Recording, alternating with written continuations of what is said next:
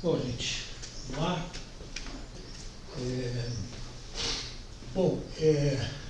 Eu estou colocando aqui o slide da última aula, né, em que eu falei um pouquinho sobre o problema que o Kant vai enfrentar na dedução transcendental, que a gente não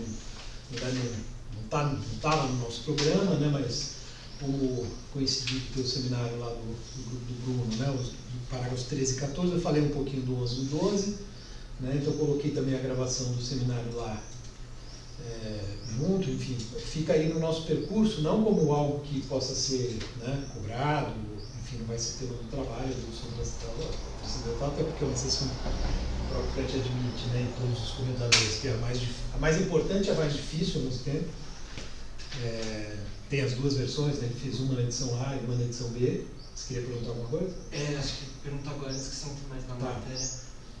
O trabalho final vai ser naquele esquema da matéria do Kierkegaard, duas opções de pergunta, você escolhe quatro opções, escolhe uma. Isso. E responde. Podem propor também. E todas vão tratar tanto da metafísica dos costumes quanto da crítica da razão pura. Crítica da razão pura e crítica da faculdade de julgar. Crítica da faculdade de julgar. As duas vão estar centradas aí. Eventualmente no Cassirer, enfim, eu posso passar 4, 5 temas, talvez. Entendi. E vocês podem trazer uma proposta também. Tá bom. Eventualmente, né? Nas disciplinas, às vezes tem alguém que traz, que relaciona o que a gente está vendo com um autor que já pesquisa, né, na C, por exemplo. Tá? E eu, a princípio, né, eu fiquei de passar mais ou menos um mês antes da data de entrega, que seria 23, mas eu posso antecipar um pouquinho também para vocês já terem uma ideia. 23 de dezembro. Eu passaria até dia 23 de novembro, um mês antes, passaria os temas. Então, certamente a dedução transcendental não vai estar entre os temas, né? Porque é muito difícil, e a não ser que vocês proponham, né? A não ser que alguém fale, eu quero fazer o meu trabalho sobre a dedução transcendental. Mas, enfim, ela ajuda a completar um pouco da compreensão que a gente vinha tendo, né? De como Kant faz a junção, né, do transcendental, né, desse domínio onde estão as regras a priori que dão necessidade e universalidade ao conhecimento da experiência, né? E a dedução é onde eu frisei, né, insisti nisso na última aula, graças, né, quer dizer, acho que a grande sacada foi colocar o espaço e o tempo, né, como formas de acessibilidade, porque através deles é que se dá a possibilidade de articular o a priori conceitual com o objeto empírico que é dado nessa acessibilidade espaço-temporal. Né? Até comentei, né, sobre a leitura do Heidegger, que o Heidegger fala que o Kant ele estava indo na direção correta, do ponto de vista do Heidegger, ao colocar o tempo, né, porque como o tempo é tanto no sentido interno como no externo, ele é mais fundamental ainda que o espaço. Né? E para o Heidegger, né, o tempo vai ser justamente, né, a chave para pensar o ser, né, por isso que ser e tempo, enfim. E aí, então, né, na dedução, a gente vai ter que, né, mostrar, ele já mostrou antes, né, isso a gente viu, por exemplo, na geometria, né, como é que os conceitos puros operam no espaço puro, né, seria a sensibilidade pura. Então, a gente não precisa de objetos empíricos para operar na geometria. Né? Então, você tem a sensibilidade pura, conceito puro. Na transcendental, ele vai ter que mostrar como que os objetos dados ao sentido externo, portanto, a sensibilidade empírica, né, como que os conceitos puros também valem aqui. Né? Então, ali, teoricamente, é mais simples, até por isso Kant fala que a matemática evoluiu mais cedo. Né? Já entre os gregos, ela tinha atingido, né, um grande desenvolvimento, ao passo que a física, que é do que se trata aqui, só na época dele, né, tinha conseguido um avanço realmente significativo. Então, com isso, né, ele vai dar conta da física que eu sempre mencionei para vocês, que é um pouco o alvo, né, não só dele, né, um pouco o problema da filosofia da época, explicar como é possível, né, que o âmbito do a priori, que é próprio da matemática, né, valha para a física, porque em Aristóteles né, para os gregos eram ciências completamente separadas. Enfim. Aí eu mencionei uma distinção que aparece nos Prolegômenos, que é uma obra de 1783, que o Kant escreve meio como uma reação às críticas que ele sofreu na primeira recepção da obra, né? Ela foi criticada por ser muito obscura, foi criticada por ser muito idealista, foi criticada, enfim, né, por diversos outros aspectos, e uma resenha em particular deixou Kant muito incomodado. Segundo Cassirer, os prolegômenos foram concebidos para responder a tal resenha Garve-Feder, né, que o Garve escreveu e o Feder publicou com modificações, enfim, numa revista de Göttingen, né, então ficou célebre esse episódio. Mas o objetivo era, então, apresentar de uma maneira mais clara o sistema, né, enfim, se conseguiu ou não, são outros 500. Mas os prolegômenos, eles têm, eu falei sobre isso na última aula, né, para muitos autores, durante um tempo, para muitos talvez ainda, né, eles são considerados uma obra de menor importância, porque seria só então uma introdução à crítica da razão pura, o que importa é a crítica da razão pura. Mas o Kant acaba entrando em algumas noções, formulando algumas coisas de jeitos diferentes de como ele faz a crítica da razão pura, né? Então isso levou comentadores, né, talvez sobretudo do Cassirer para cá, né, o livro dele é de 1918, então tem 100 anos de pesquisas kantianas lá para cá, a levarem mais a sério essa obra. E um dos pontos marcantes dessa obra é a distinção entre juízo de experiência e juízo de percepção. Dá a impressão aqui que o Kant aplica os juízos de experiência, os conceitos puros, eles só se aplicam de maneira necessária, universal, constituindo conhecimento nos juízos de experiência, que seriam então juízos que de fato embasam, né, dão suporte para o conhecimento científico. E os juízos de percepção seriam juízos meramente subjetivos, ou seja, né, aquilo que eu tenho falado, né, o Roberto até mencionou na última aula, seria o subjetivo subjetivo, né, não o subjetivo objetivo que é próprio do domínio puro, né. Então, estaria ligado às sensações, que a gente já viu Kant descrever como sendo, né, meras sensações. Então, cada um, né, tem a sua sensação, né, do mundo, dos objetos. O que importa é a intuição, né, já uma representação que é feita de uma certa maneira, etc, etc.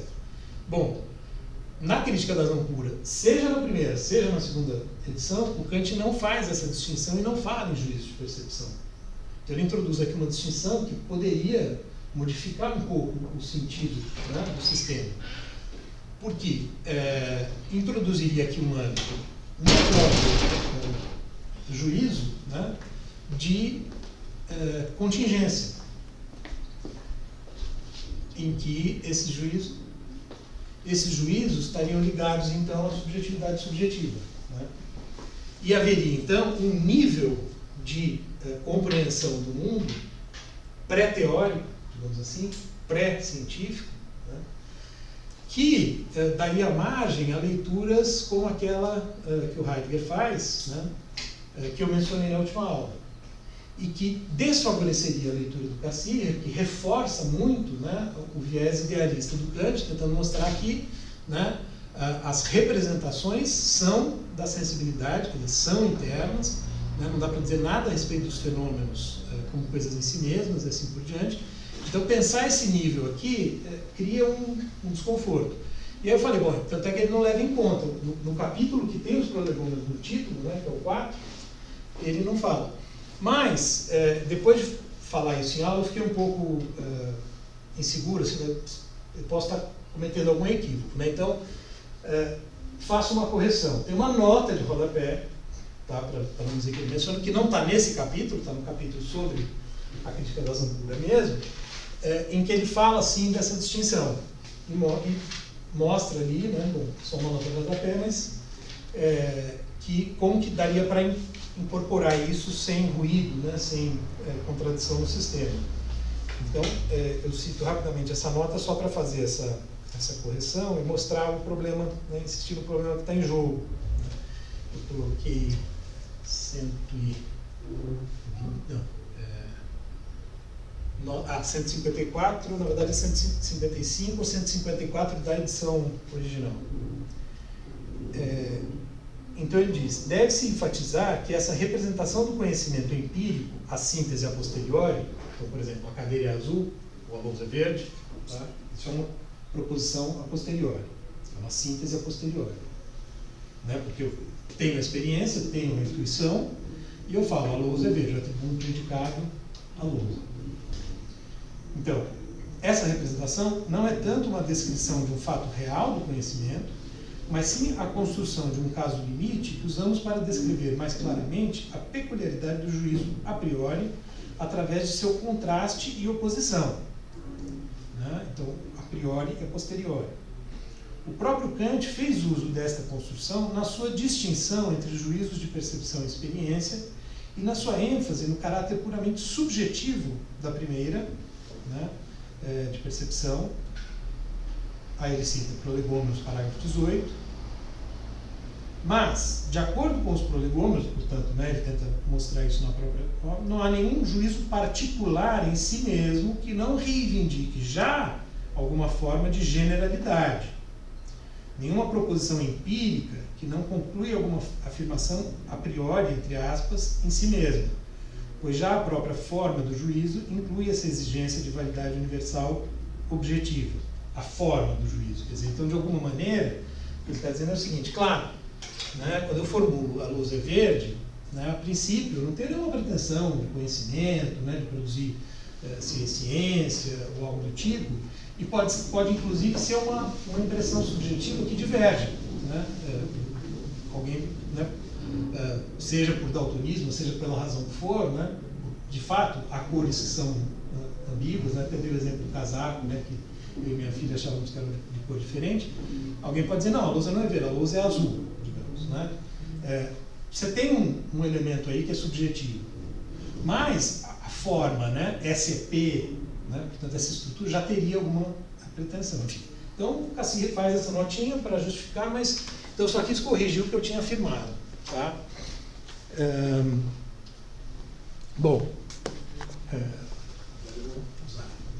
só que, né, então, eu coloco ali, ele menciona outras vezes também os prolegômenos, né, em outros assuntos, não em relação a isso, mas aí, na página 211 e 212, eu tento mostrar como ele vai enfatizar em relação aos prolegômenos, né? Então, veja, ele, nesse capítulo, né, em que ele tem por título, eu até falei para você, é um capítulo interessante, curto, mas muito denso, em que ele fala dessa reação, os primeiros efeitos da filosofia crítica, os prolegômenos, as ideias de Herder e a fundamentação da filosofia da história. Ele vai acabar falando mais disso, a filosofia da história.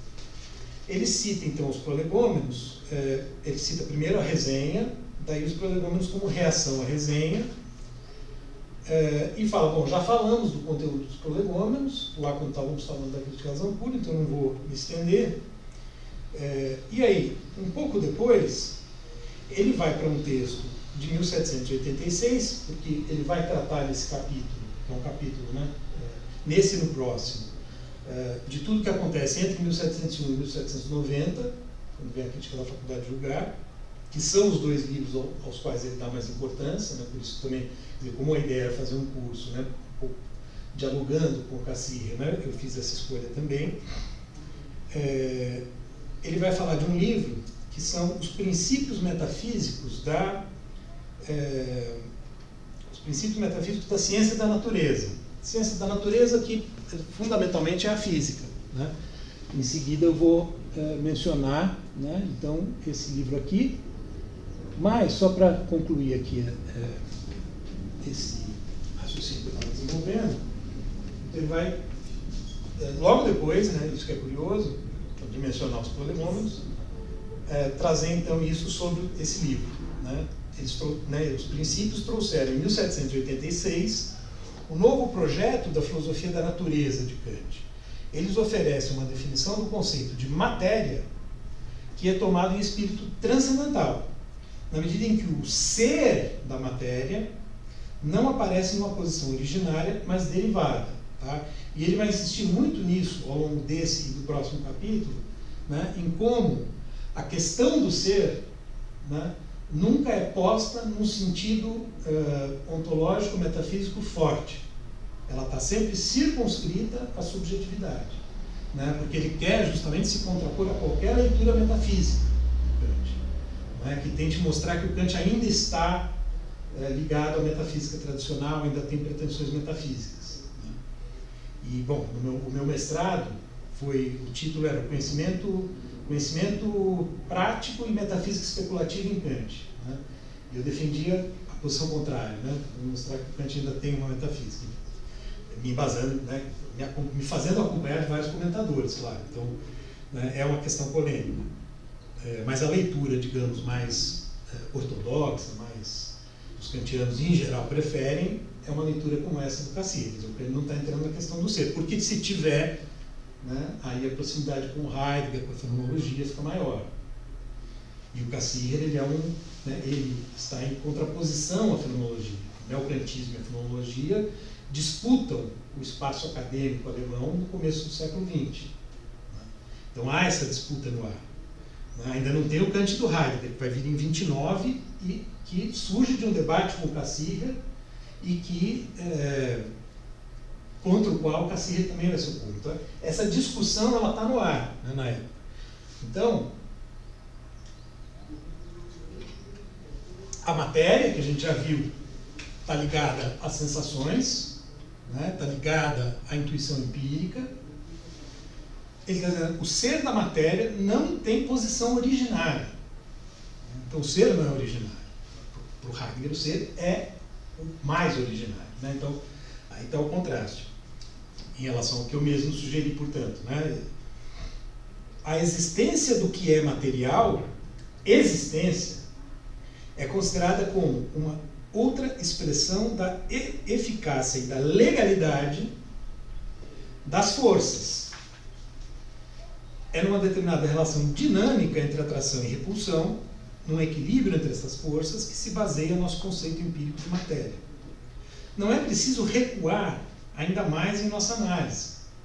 E, a rigor, ela não pode ir mais a fundo, pois a assim chamada essência metafísica da matéria, o absolutamente interno, entre aspas, que de algum modo é ainda pressuposto nela, é uma simples quimera. Ele cita Kant, mero algo que, mesmo que alguém pudesse dizer-nos, não poderíamos jamais saber o que é. O que nos é empiricamente compreensível a este respeito é somente uma proporção matematicamente determinável do próprio efeito. Sem dúvida, algo apenas comparativamente interno, que por sua vez consiste ele próprio em relações externas. Mas relações externas que são externas porque estão na sensibilidade, que por sua vez são formas da intuição. Então, lembre-se sempre, né, que eu tenho um externo da sensibilidade, mas que ainda é em alguma medida interno, porque a sensibilidade, né, é subjetiva. O externo, enquanto tal, realmente externo a nós, seria a coisa em si, né, que nós não alcançamos, tá além.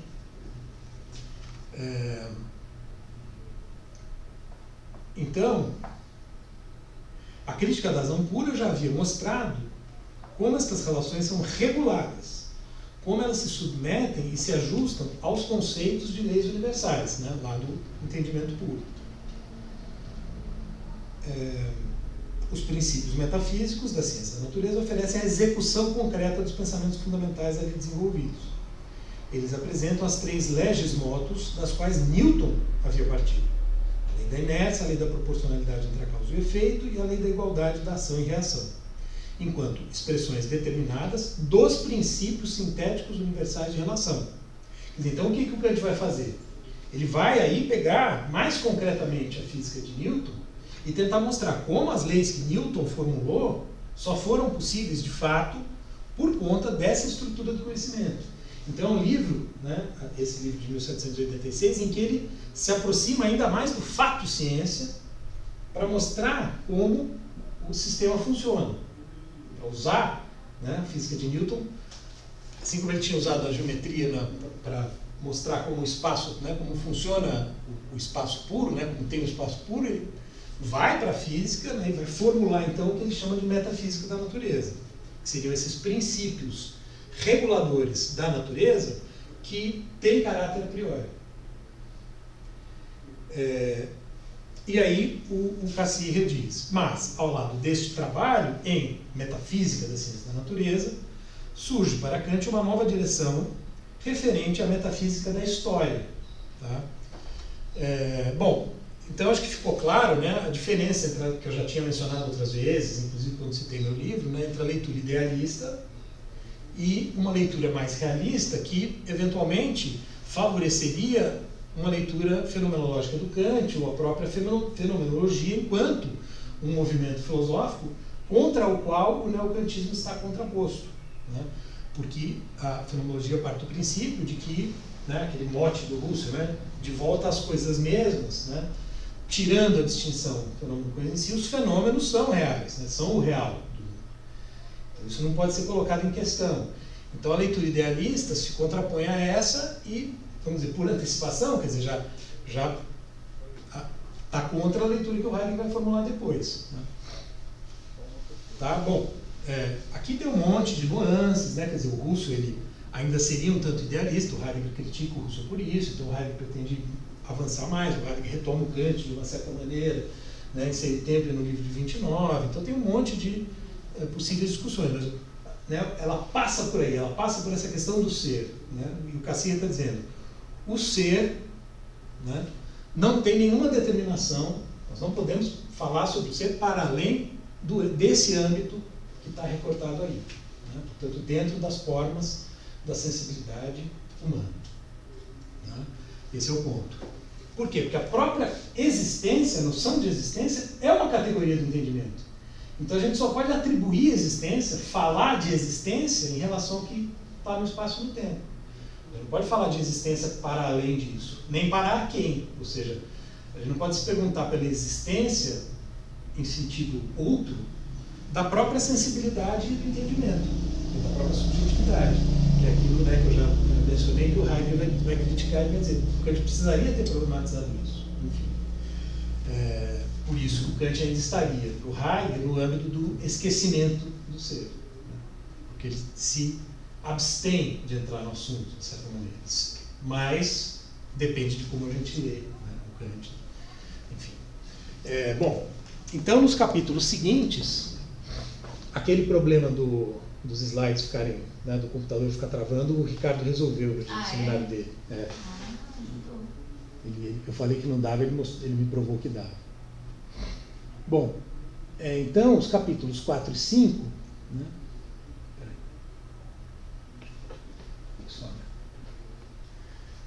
do livro do Cassirer, né, então ele vai mostrar que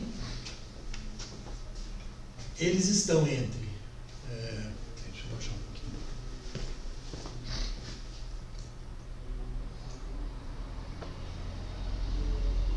É difícil de achar. Pronto. Eles estão entre os dois maiores capítulos do livro, que são sobre a crítica da razão pura e sobre a crítica da faculdade de julgar. Esse, inclusive, é maior em número de páginas do que aquele, né? O que mostra a importância que o Cassirer vai dar para essa, que é a chamada terceira crítica do Kant. A crítica da razão prática aparece aqui no capítulo 5, junto com a fundamentação, mas que também é um capítulo relativamente curto. Então ele vai tentar mostrar, né, então, como entre 1781 e 1790, do que o Kant se ocupa nesse período, né, o que ele está fazendo. Eu até coloquei na lousa aqui algumas obras, que agora algumas estão aí, tem outras, né? Ele estaria preparando, né, então, uma vez que ele estabeleceu o quadro geral, digamos assim, de que é a metafísica, né, de como opera o conhecimento e assim por diante. Agora ele vai pensar, então, né, se aproximando mais, digamos assim, né, das ciências e das atividades humanas, né, concretas, digamos assim, né, quer dizer, portanto, vamos dizer, descendo do nível mais universal, mais abstrato, por mais concreto. Então ele vai desenvolver uma metafísica da natureza, onde ele vai, então, pensar quais são, né, as condições de possibilidade, a priori, etc. Quer dizer, qual é o transcendental que opera na natureza. Uma metafísica da história, né, que eu acabo de citar aqui, e a metafísica dos costumes, né, que ele vai apresentar, né, apresentar os fundamentos dela em 1785.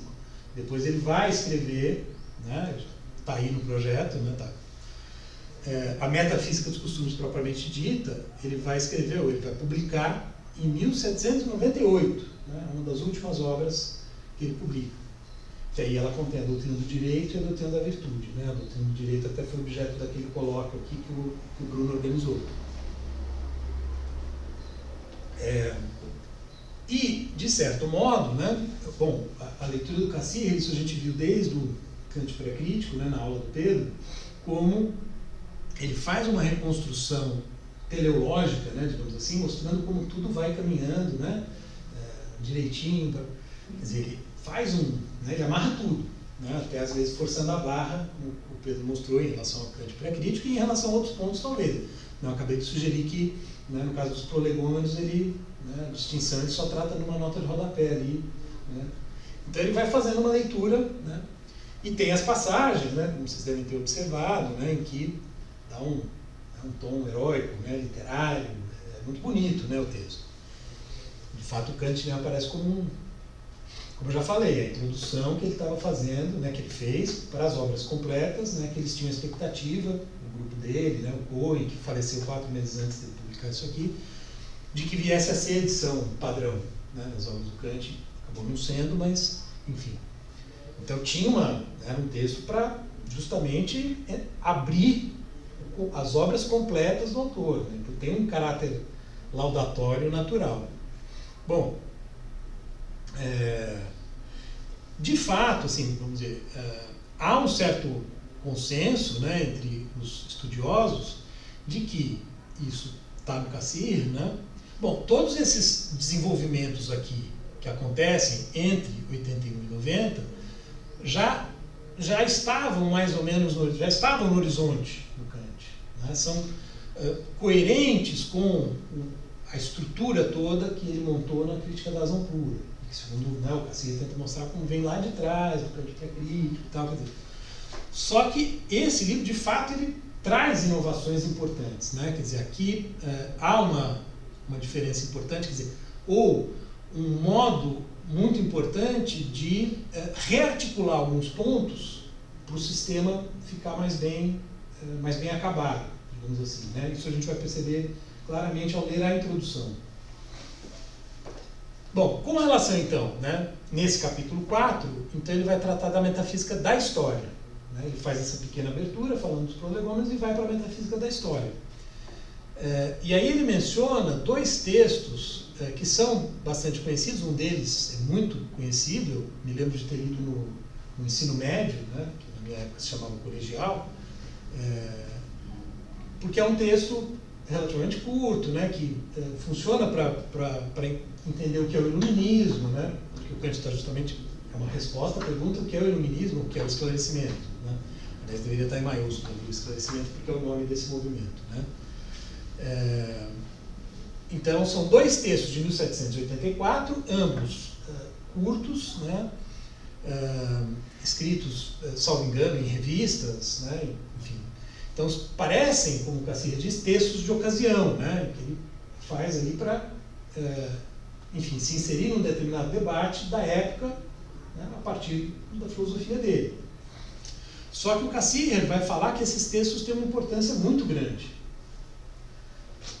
Inclusive no sentido de apontar o que vai aparecer lá na Crítica da Faculdade de Julgar, né, que é realmente, então, segundo ele, né, o segundo grande livro sistemático, né, importante para entender a filosofia do Kant. Então, é esse texto, né, eu não coloquei o título inteiro porque é longo, Ideias de uma História Universal de um Ponto de Vista Cosmopolita, e resposta à pergunta, o que é o esclarecimento?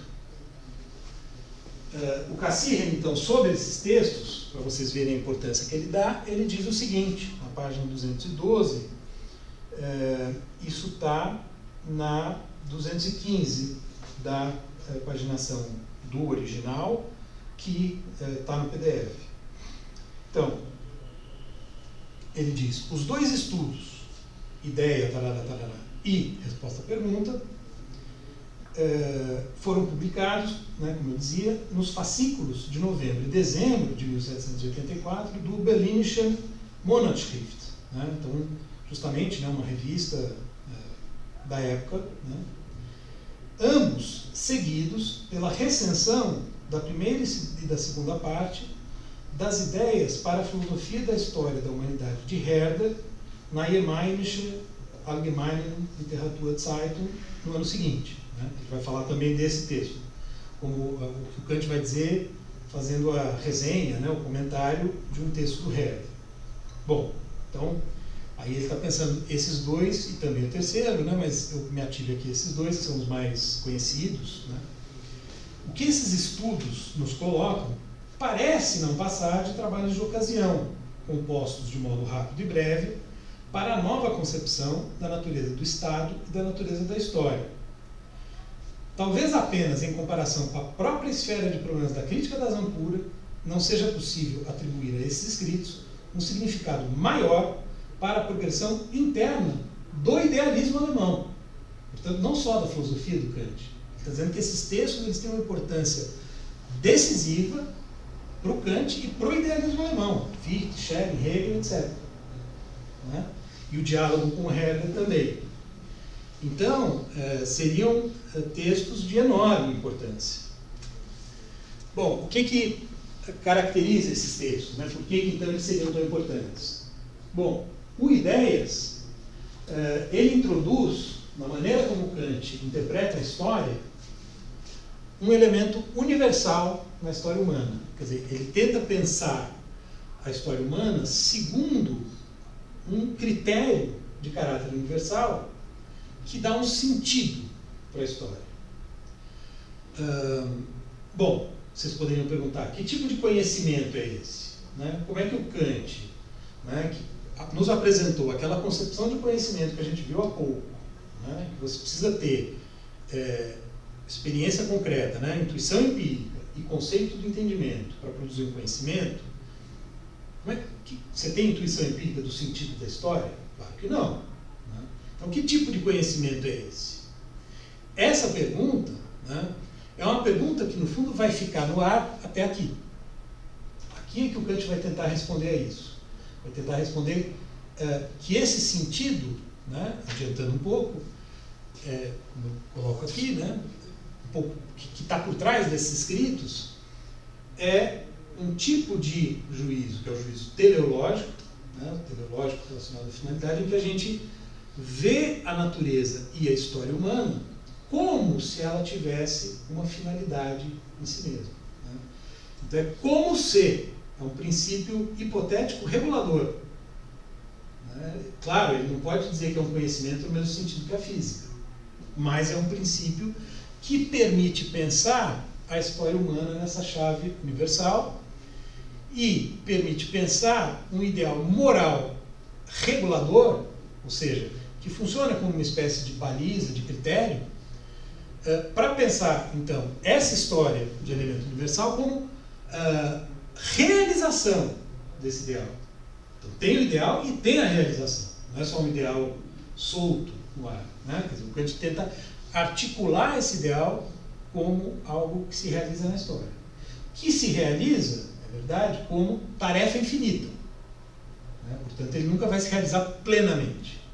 Mas ele permite, sim, pensar num progresso moral da humanidade. Tá?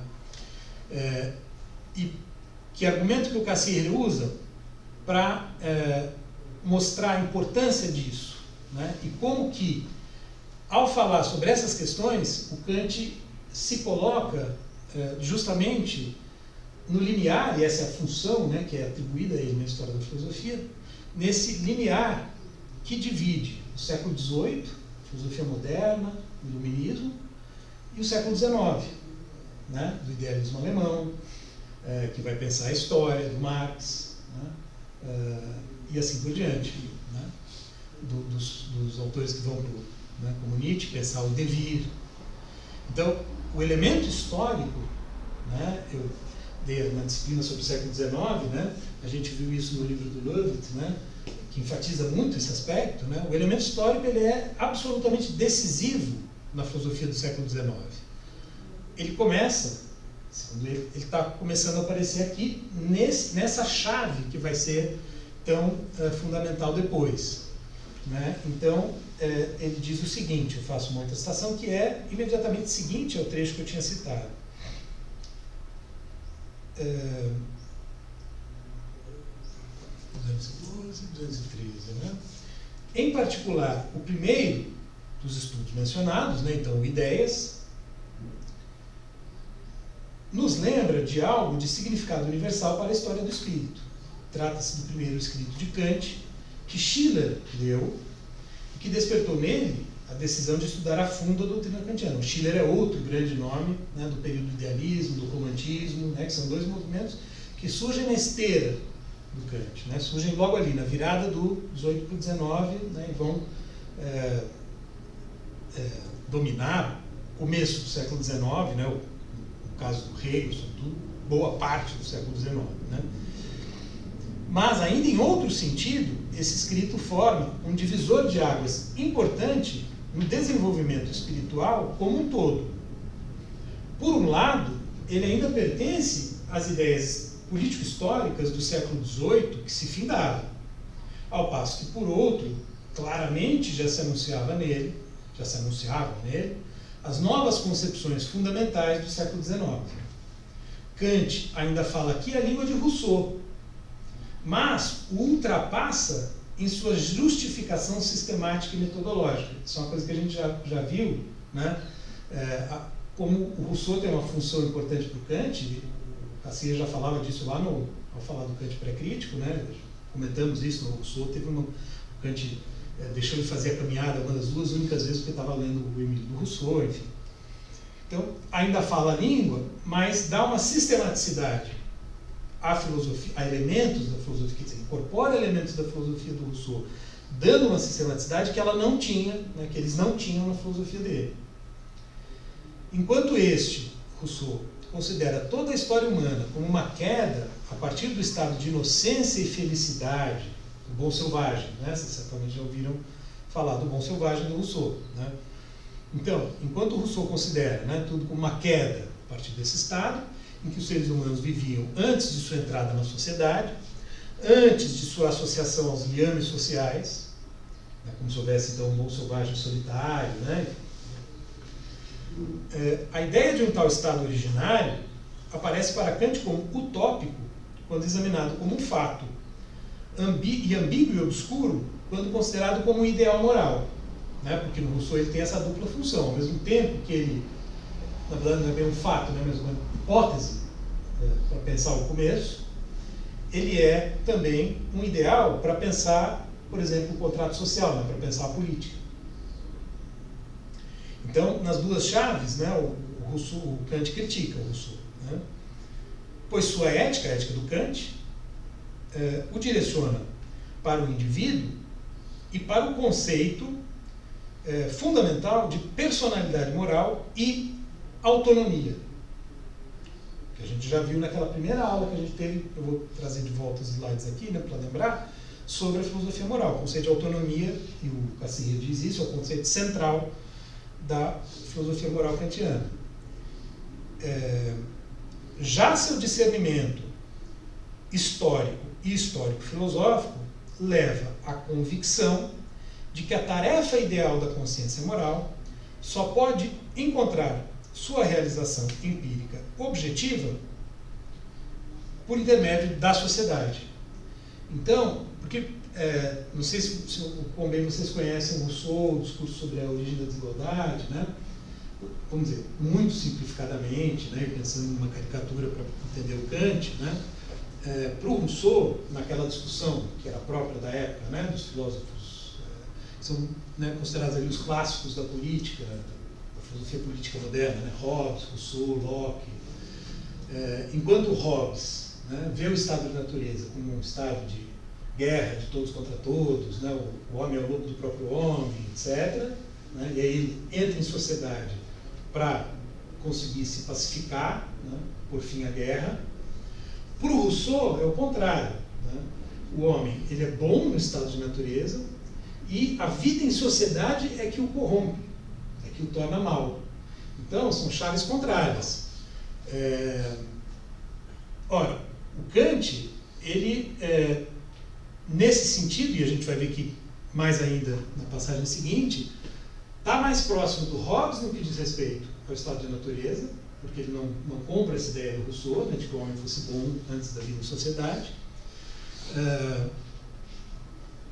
mas não está tão perto do Hobbes, e está em alguma medida relativamente próximo do Rousseau, mas não tanto, ao pensar a história da sociedade, porque a sociedade vai sim ter um papel positivo e não negativo na evolução da história humana, né? Porque para o Rousseau, então, parece que ela tem, né, um papel negativo, daí a necessidade de uma transformação radical, né, que viria com um contrato social, a noção de vontade geral, né, que aí vem a filosofia política do Rousseau, que muitos, né, inclusive, né, os que têm um viés mais kantiano, consideram, vamos dizer, que acham que tem um viés tendente ao totalitarismo, né, que estaria também presente, por exemplo, depois na ideia de revolução do Marx, passando por uma ditadura do proletariado, quer dizer, a ideia de que você pode unificar todas as vontades em uma vontade só. Né, isso para o Kant não faz sentido. Só que para o Hobbes, você tem então uma luta no estado de natureza, e a sociedade é simplesmente um modo, vamos dizer, instrumental, né, razão instrumental, digamos assim, um pacto para a gente deixar de se agredir. Mas o ser humano continua sendo o mesmo. Então, qualquer oportunidade que ele tiver, ele vai se aproveitar para ganhar do outro, para tirar vantagem, né? Daí a importância de um Estado absolutamente forte, né, que é o tal Leviatã, né, do Hobbes. Então, daí a necessidade, porque o homem vai ser sempre assim, né, não tem progresso moral, né, tem só um progresso histórico das instituições, eventualmente da ciência, da técnica e tal, mas não moral. Para o Kant vai ter um progresso moral, eu até grifei aqui o moral justamente para marcar essa diferença. Né? Não é só um progresso institucional, né? Um progresso da instituição Estado, né? Um progresso de como se faz política e assim por diante. Ou seja, fala. Qual que é o locus do sujeito transcendental desse princípio regulativo, hipotético, teleológico? Seria as categorias ou seria, sei lá, a dialética transcendental? É o juízo teleológico. É a faculdade de julgar. É aqui que o Kant vai dar o fundamento para isso. Porque, de fato, é isso que o Cassirer mostra também. Ele começa a elaborar aqui uma visão da história, né? E vai estender isso para a natureza, não lá, porque lá ele está pensando só nos princípios metafísicos, então ali, como eu mostrei, ele está mais colado ainda, né, no sistema da crítica da razão pura. Mas ele vai começar a pensar uma providência, né, a noção de providência divina, né, de que, digamos, Deus escreve certo por linhas tortas, né, para fazer uma simplificação, mas um ditado popular, né, um pouco essa ideia. Né, olha, tem guerra, tem isso, tem aquilo, mas está melhorando. Né, enfim. Concorda com isso, são outros 500, mas essa é a ideia. Né? Então, é como se tivesse uma... Porque Kant não pode operar com a noção de Deus como um conhecimento, né? Então, evidentemente, né, supostamente, não é Deus que está garantindo o progresso moral. Mas seria possível pensar essa ação da providência na história. Como? Né? Justamente adotando uma hipótese que, segundo ele, se ancora numa estrutura a priori, transcendental, que é própria da faculdade de julgar. Então, vamos dizer, a faculdade de julgar, que até ali era, digamos, definição do entendimento, ela adquire uma autonomia no interior do sistema das faculdades e passa a ter princípios próprios. Essa é a grande diferença. Por isso que a faculdade de julgar vem para o título, né? É uma nova capacidade. É como se fosse uma nova... Por isso que o Nietzsche tem uma crítica, né? O Nietzsche fala do Kant com as famosas formas dele, ele diz que o Kant, a cada problema que surgia, inventava uma nova faculdade. Né? Então, como é que eu vou resolver isso daqui? Invento uma nova faculdade. É uma sacada do Nietzsche. Porque é um pouco isso, né? O Kant começa a desenvolver uma linha de pensamento, bom, e agora, né? Onde que eu vou colocar? Que é exatamente a pergunta que você fez, né? Qual o locus disso aí? Né? Onde é que eu vou situar isso no esquema transcendental? Não dá para ser um entendimento tal como ele foi desenhado na Crítica da Razão Pura. Nem na razão, que pensa aquelas ideias transcendentes. Embora ela tenha sempre um papel, né? A razão está sempre auxiliando. Então ele pega a própria faculdade de julgar e, de certo modo, dá a ela uma autonomia em relação ao entendimento e razão. Ela passa a ser uma terceira faculdade central. Inclusive uma faculdade que talvez sirva, porque isso passa a ser uma questão, nesse período também, para articular razão teórica e razão prática. Porque depois que o Kant, né, então monta, ele já tinha isso em vista, mas uma vez constituído, né, o sistema com razão pura de um lado e razão prática de outro, e com tensões entre elas, como a gente vai ver em seguida, ele passa a se perguntar como é que eu junto as duas, né? Como é que eu faço uma ponte entre elas, uma passagem, né? O Ricardo Terra adora essa ideia de passagem, né? Como é que eu posso passar de uma a outra? A crítica da faculdade de julgar é que tem esse papel, né? A faculdade de julgar tem esse papel na crítica da faculdade de julgar. Por isso que o Kant não previa essa crítica. Segundo os estudiosos mostram, ele começa a pensar numa crítica do gosto específica, para pensar a questão da estética, né, que ele não tinha abordado, mas o problema da teleologia começa a aparecer, e aí então ele, né, dá um jeito de juntar as duas coisas, estética e teleologia, numa mesma faculdade, com dois tipos diferentes de juízo, o juízo estético e o juízo teleológico, né, para fazer a coisa funcionar. Né?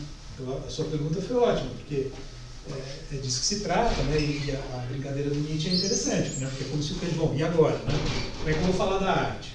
Como é que eu vou falar, como é que eu vou sustentar isso que eu estou falando da história? Ele inventa aí uma terceira faculdade, pensando do ponto de vista do Nietzsche. Né? Mas, claro, pensando do ponto de vista do Cassirer, tudo vai se constituindo à perfeição, né? Enfim. Bom, então, vejam, o Kant, de certo modo, como eu estava dizendo, ele concorda com Hobbes, dizendo, olha, tem, a princípio, conflito entre os seres humanos, né? E sempre vai ter, né, de fato. Mas existe a moralidade. Isso a gente já viu, isso ele já tinha em vista, isso, né, o Cassirer já demonstrou que está dado desde o começo. Ele vai elaborar aqui, nesses dois livros, então, mas ele já está com essa concepção, já aparece na Crítica da Razão Pura. Ele vai defender que é possível um progresso moral mesmo, né? Portanto, nós somos essencialmente conflitivos, mas nós podemos nos tornar efetivamente pacíficos. Mas quando ele fala sobre a questão da moral, não é igual Hobbes, que por exemplo, essa moral é desenvolvida só em sociedade, por exemplo. Não, porque tem um fundamento transcendental. Tá. Né? É o fundamento transcendental, como sempre, né, que dá validade à moral. Ele chega, o Cassirer mostra isso, ele chega a ter um momento em que ele flerta com a saída de alguns empiristas, do Hutcheson, por exemplo, né, do Shaftesbury, né, e o próprio Rousseau, né, pensa no sentimento moral. Então ele chega a pensar isso ainda no Kant pré-crítico, né? No sentimento moral como uma possível sede, um possível locus do princípio moral. Mas ele se dá conta de que o sentimento está no âmbito das sensações, quer dizer, está no âmbito do contingente, está no âmbito do subjetivo-subjetivo. Então não pode ser o locus, né? Precisa ser a razão. Precisa ser esse âmbito do transcendental onde estão os elementos de necessidade e universalidade, né? Por isso que ele precisa de um princípio, né, um fundamento transcendental para a moralidade, como ele precisou para o conhecimento. Né? Então, por isso, ele se descola completamente do Hobbes e de todos os ingleses, todos os britânicos. Porque a moral ainda tem um papel de coerção. Vai ter no direito. No direito, sim. Essa vai ser a diferença entre ética e direito para o Kant.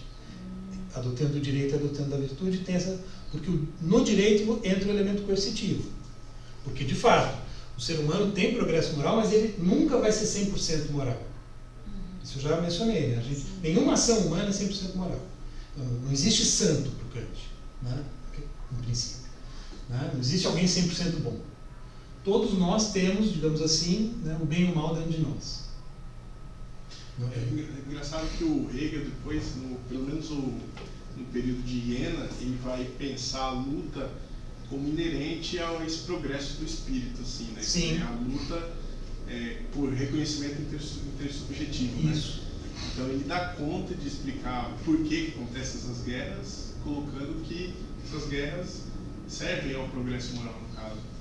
Sim. Guerras não, essa luta, no Sim, caso. sim, sim.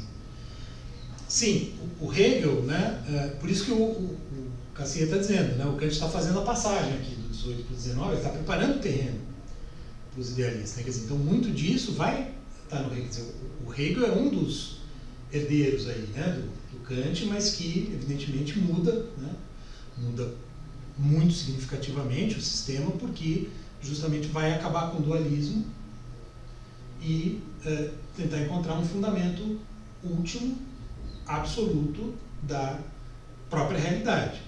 Embora isso também vá constituir objeto de discussão em como ler o Hegel. Né? Até que ponto é o ser mesmo, ideia, enfim. Tanto é que chama idealismo, né, alemão. Mas, enfim, então muito disso vai estar presente no Hegel. Mas o Hegel, claro, né, como ele toma a história, né, como absolutamente decisiva para pensar a própria constituição, digamos assim, da subjetividade humana, né, quer dizer, ela passa a ser, quer dizer, num certo sentido, eu posso estar falando besteira, mas vamos dizer, o sujeito transcendental se torna histórico enquanto espírito absoluto, né? Então você tem uma história da subjetividade. Na fenomenologia do espírito, você tem justamente o quê? Uma história das figuras da consciência, as figuras que a consciência vai assumindo, né, ao longo do caminho, passando aí pela questão da luta pelo reconhecimento. Então, ele incorpora aí alguns elementos, mas a visão de história, né, a filosofia da história do Hegel é muito mais complexa, muito mais rica, né? A gente elabora aqui, né, mas não chega aí muito longe, né, quer dizer, não tem um grande desenvolvimento de uma filosofia da história, embora tenha uma filosofia da história. O Bruno, né, a tese de doutorado dele, que foi publicada inclusive pela nossa editora aqui, é sobre justamente a filosofia da história, sobre o progresso moral. Né? O título acho que é Progresso Moral, e agora eu não estou lembrando da continuação, mas ele tematiza esses textos de maneira bastante detida. Né? Então, com relação ao antagonismo de força... e vejam, né, aqui o Cassirer chama a atenção para um aspecto interessante. Eu vou mostrar em seguida, né, como a razão prática, a filosofia moral, ela vai ser pensada em paralelo, né, o Cassirer insiste muito nisso, ele faz um paralelo entre o que o Kant fez na Crítica da Razão Pura e o que ele vai fazer com a filosofia moral nesses dois livros, né, que ele vem em conjunto. Né? Tem leitores que afastam um pouco esses dois livros, né? O Cassirer junta, quer dizer, ele vê os dois como, né, de certo modo, uma continuidade, aí, um quadro comum, né? Mas, então ele vai tentar mostrar um paralelo entre... Isso vai ficar claro para a gente na sequência. Mas ainda só para concluir, né, esse ponto, aqui já começa uma analogia também com a ciência teórica, a filosofia teórica, na noção de antagonismo de forças. Porque naquele texto, né, como a gente viu há pouco, o Kant fala de um antagonismo de forças que entram em equilíbrio, de acordo com uma legalidade da natureza. E as leis de Newton mostram isso, né? Então, como a lei de atração e repulsão coloca os corpos num certo equilíbrio, numa posição de equilíbrio. Então, se a gente pensa, por exemplo, na relação dos planetas com o Sol, né? Você tem um equilíbrio graças a essa lei da natureza, né? Que estaria fundada no entendimento puro, que garante o equilíbrio entre duas forças contrárias. Então, né, o Kant pensa isso na própria sociedade humana. Então vejam, né, o Cassirer diz o seguinte: corretamente entendido, o que os princípios metafísicos da ciência da natureza efetuam para o corpo físico, aquilo que a gente viu há pouco, né, quando eu falei da matéria, também valem para o corpo social. Corpo físico, corpo social. Veja, que interessante. Ele também não é simplesmente mantido em coesão, o corpo social, por uma harmonia originária interna das vontades individuais, como que é o Rousseau, a vontade geral. Mediante aquela base sociomoral a que se referia, o otimismo de Shaftesbury e de Rousseau. Ao contrário, sua consistência se enraiza, tal como na atração e repulsão da matéria, num antagonismo das forças. Esta oposição forma o germe e o pressuposto de toda a ordem social. Então, a ordem, o equilíbrio social, também vai ser garantido pelo equilíbrio de forças, tal como na física. Ele cita, então, o Kant, né? Uma passagem do Ideia. Dão-se, então, verdadeiramente, diz o Kant, os passos que levarão da rudeza à cultura, que consiste propriamente no valor social do ser humano. Aí desenvolvem-se aos poucos todos os talentos, forma-se o gosto e tem início, através de um progressivo iluminar-se, a fundação de um modo de pensar que pode transformar, com o tempo, as toscas disposições naturais para o discernimento moral, né? Então, as toscas disposições para o discernimento moral, em princípios práticos determinados, e assim, finalmente, transformar uma consonância extorquida patologicamente. Então, aquela do Hobbes, por exemplo, é uma consonância extorquida patologicamente, porque os indivíduos só entram em acordo por uma questão instrumental, né? Eles aceitam meio a contragosto, né? Então, né? Transformar essa consonância extorquida patologicamente para uma sociedade em um todo moral. Sem aquela... Isso é o Kant, hein? Isso é uma coisa a ser apontada para Vozes, né? Eles não fizeram aquilo que a gente costuma fazer, né? De, quando as citações são grandes, separar, né? Vocês já repararam isso? Então, tem citações muito grandes do Kant que a gente se perde, uma hora a gente se perde, mas é o Kant ou o Cassirer que está falando aqui, né? Aqui você vê como é útil aquele recurso para citações longas. Do recuo, né? De recuar, de colocar em destaque, assim, para você saber que está na citação. Aqui tem momentos que você fica em dúvida se está na citação, porque as citações são longas, uma hora você... Ainda é o Kant que está falando ou já voltou para o Cassirer, né? Esse é um caso, por exemplo. É uma citação bem grande. Então, ainda prosseguindo no Kant, né? Então, sem aquelas qualidades da insociabilidade, né? Eu coloquei os dois bonequinhos lutando aqui.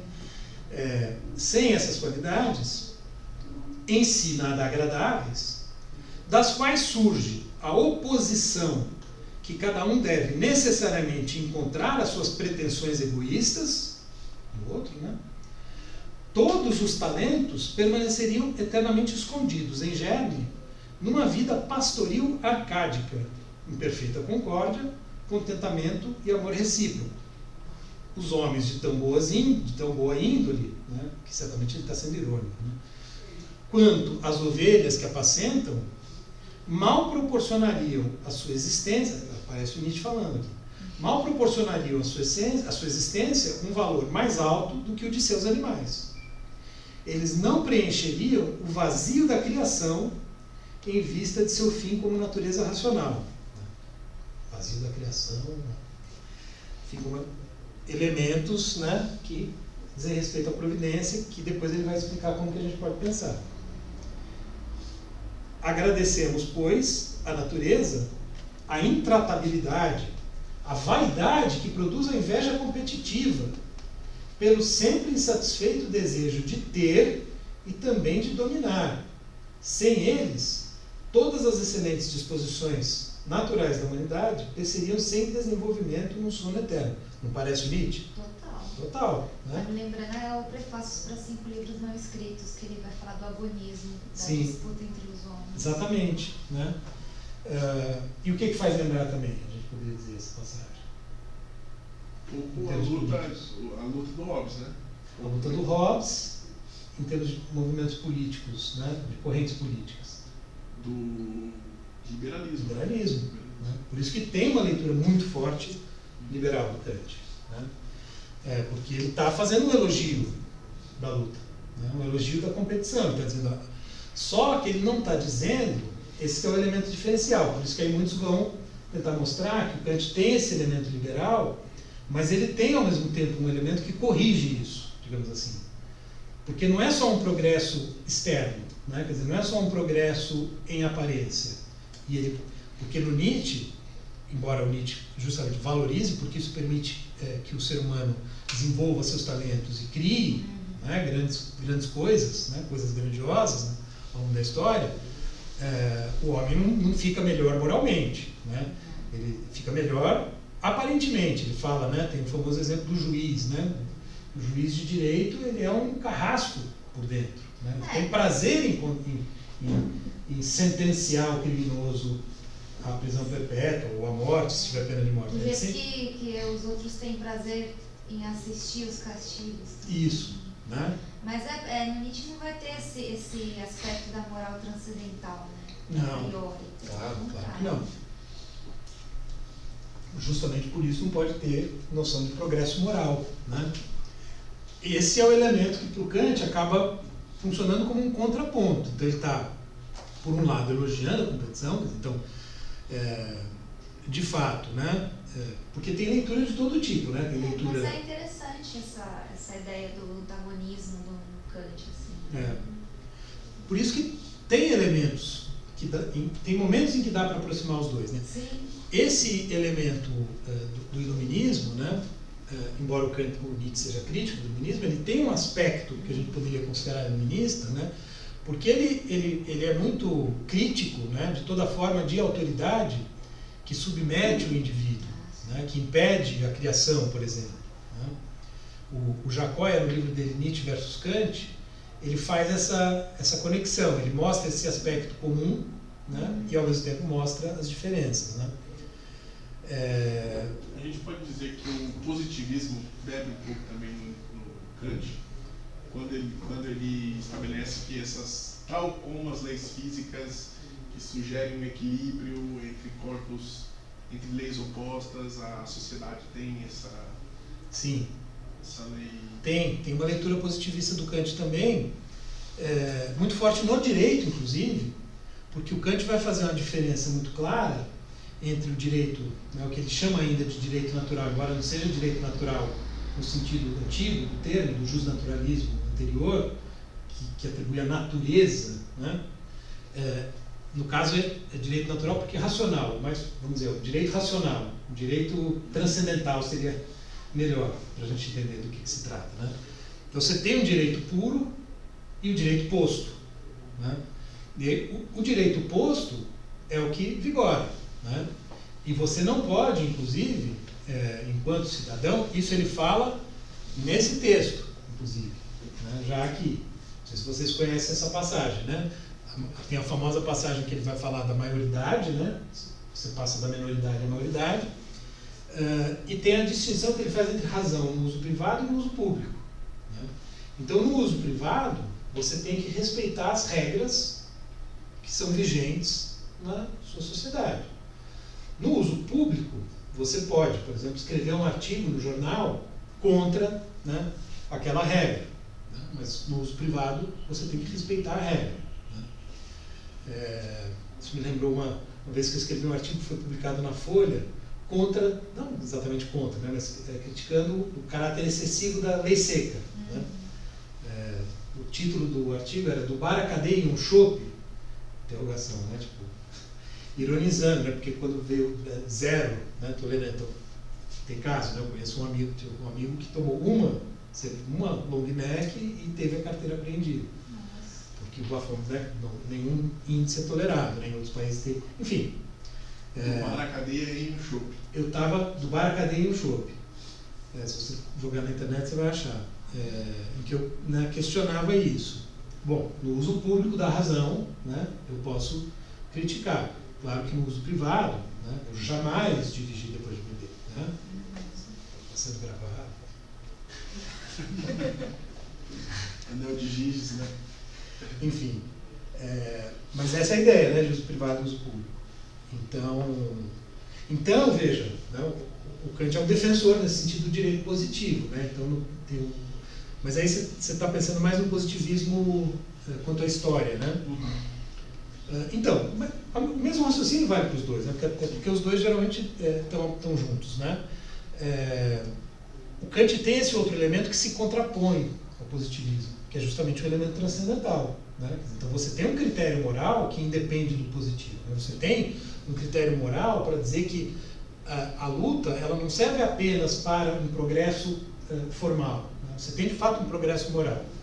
Mas é claro, aí também tem que ver de qual positivismo a gente está falando, de qual autor, né? Porque alguns também vão falar em progresso moral. Então, tem toda a razão, né?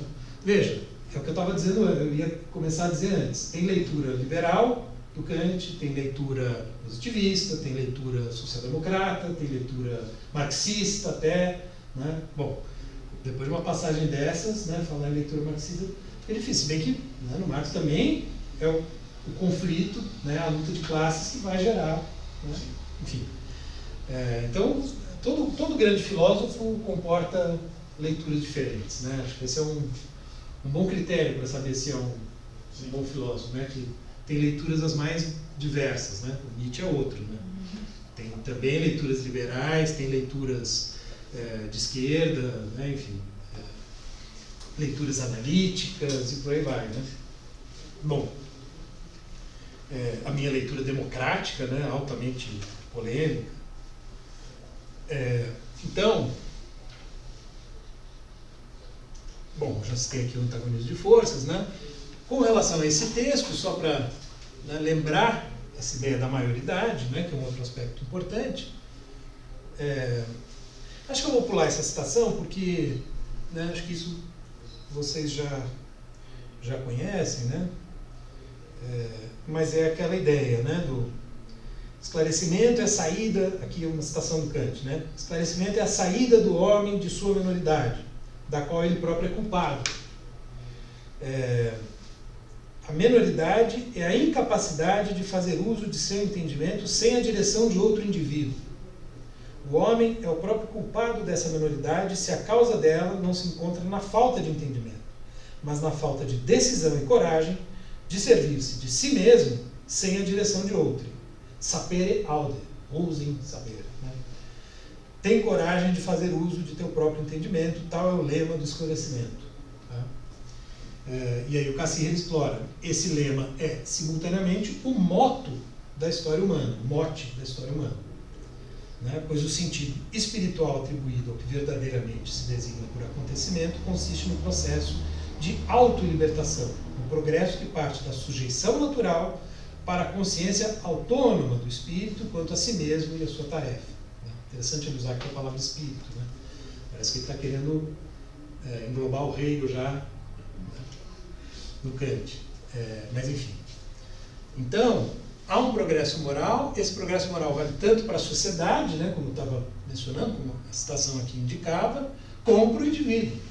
Né? Quer dizer, também para o indivíduo, né, o Kant está pensando, quando ele fala aqui em, né, ouse saber. O indivíduo tem que usar o seu próprio entendimento e não ser dirigido por outro. Enfim, então esse é um pouco o panorama, né, da reflexão kantiana sobre história e política, né, numa chave que ainda não está bem clara. Né? Quando ele fala em providência aqui, o Cassirer, bom, né, tem alguma coisa aqui que ainda não está bem fundamentada, né? Exatamente a pergunta que você fez. Onde é que ele situa aí a validade desse princípio que ele está adotando? Por isso que ele vai precisar disso aqui.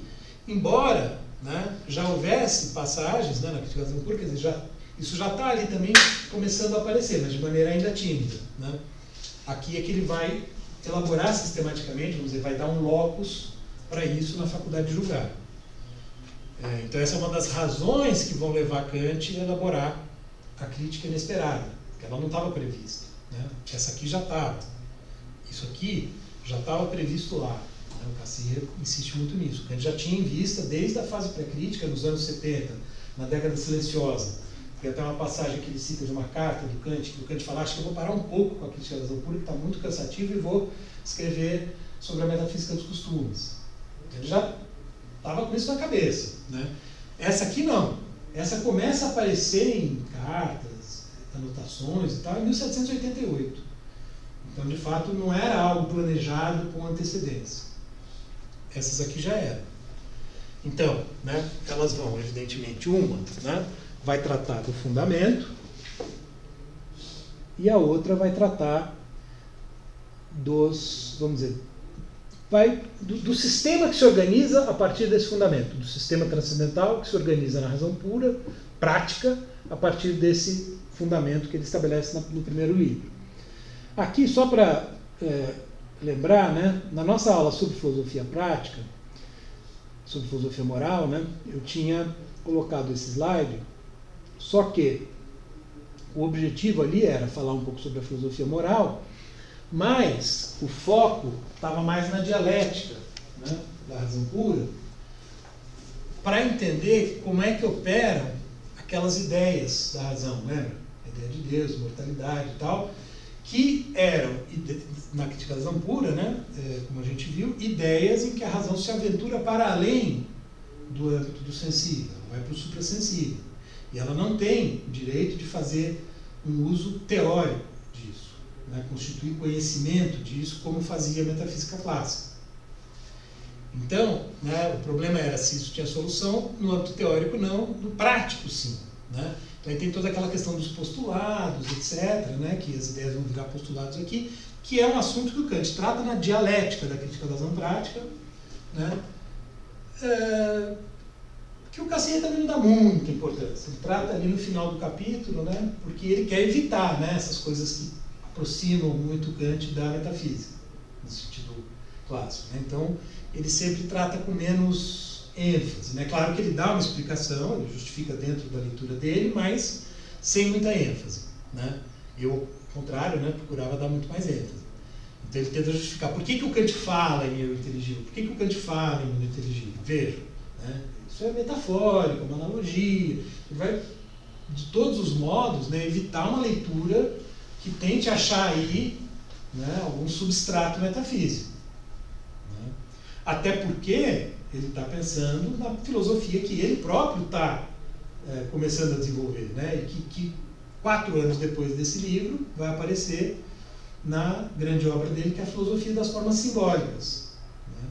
Que, inclusive, aqui aparece algumas vezes, né, o uso da noção de símbolo pelo Kant, né, é interessante, enfim, aí precisaria entender melhor a própria obra do Cassirer, o Rafael talvez possa nos iluminar quanto a isso nas últimas aulas, né, mas uma certa noção de símbolo que talvez seja importante para ele. Né, quando o Kant vai pensar justamente, né, bom, então Deus, alma e tal, meio que como símbolos, como, né, coisas que favorecem o tal progresso moral. Mas a gente não sabe nada, né, não tem conhecimento nenhum, né, de nada disso. Quer dizer, a ênfase do Cassirer é muito essa. Não estão dados no tempo e no espaço. Né? Não estão dados no tempo e no espaço. Logo, nós não podemos dizer nada, né, sobre eles. Enfim, essa é a questão, né? Então, o Cassirer vai insistir muito nisso. Bom, então aqui, né, aquela parte de lá, eu estava mais preocupado com a questão da dialética. Né? Então eu fiz um pouco aqui uma divisão, pensando na fundamentação do lado de cá e na crítica da razão prática / dialética, quer dizer, dialética da razão prática em conexão com a dialética da razão pura. Né? A segunda parte da crítica da razão prática também chama dialética, né? E a segunda parte da crítica da razão pura é a dialética, como a gente viu. Né? Então, uma se reporta à outra. Então, eu queria chamar a atenção mais para isso. Né? Aqui, trata-se de entender melhor a filosofia prática, deixando, né, um pouco de lado essa questão das ideias da razão. Então, aprofundar um pouco mais a compreensão, né, da filosofia prática. Então, eu trouxe para cá essa parte da esquerda, né, eu coloquei aqui no meio e coloquei aqui, ó, Então, lá na esquerda, a crítica da razão pura, ali, fundamentação e crítica da razão prática, eu coloquei aquela setinha verde para mostrar que para o Cassirer, né, elas são lidas em conjunto, então não há uma contraposição, né? Então, vamos dizer, isso amenizou a linha de separação. Já o paralelo com a crítica da razão pura vai ser muito grande, por isso que eu trouxe ali do lado esquerdo a crítica da razão pura. Bom, deixa eu tentar achar um ponto certo. Acho que aqui está bom porque ali embaixo não chego a... Bom, só para lembrar, né, o que eu tinha dito naquele slide, né, que o Kant parte, né, isso eu estou colocando ali em cima, né, do fato da moral, né, ou seja, e o Cassirer menciona isso, né, ele fala na consciência moral comum, popular, né, então o modo como a gente usa os princípios morais no dia a dia, né, quando a gente fala, né, quando a gente fala mal do Bolsonaro, por exemplo, né, a gente está aplicando, né, o imperativo categórico da maneira mais clara possível, né? São juízos absolutamente objetivos, né?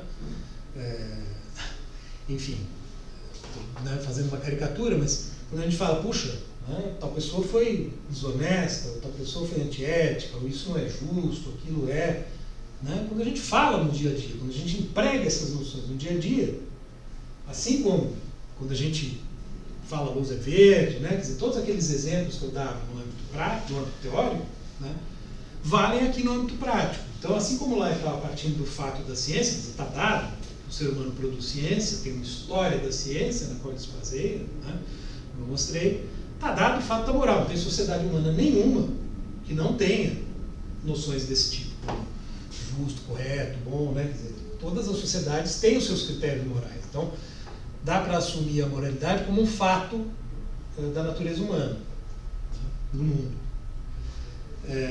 Então, na fundamentação, o método que ele adota é esse. Ele parte disso, né, para tentar ver como aquele movimento lá nas nossas primeiras aulas sobre a razão teórica, sobre o entendimento, né, parte do modo como o conhecimento funciona para tentar ver quais princípios operam aí. O movimento que ele faz na fundamentação é análogo. Ele olha como funciona a vida moral e vai tentar pensar quais princípios, ou qual o princípio supremo que está por trás dessa atividade humana, dessa prática humana, né? Ele vai tentar encontrar, né, então eu já tinha mostrado lá atrás, né, que ele vai encontrar isso no imperativo categórico, né, haja somente de acordo com uma máxima, que você pudesse querer que fosse uma lei universal, né, enfim, tem a noção de autonomia. Quer dizer, tudo isso a gente viu um pouco naquela aula, né, articulado com a noção de liberdade, né. Então, o ser humano, por um lado, né, ele tem uma natureza sensível, então ele tem desejos, impulsos, inclinações, né.